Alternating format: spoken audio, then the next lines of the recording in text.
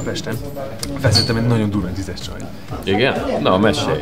Hát tudod, a szokásos, így felmentünk hozzám, benéztem a lakásba.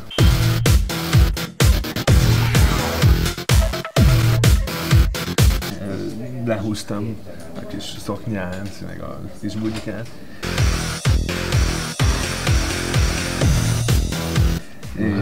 És mondom, vetkőztes lehet.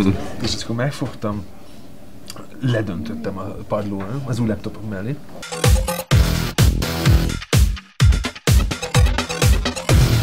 Micsoda? Te vettél egy új laptopot? Hány magas processzorral? 4.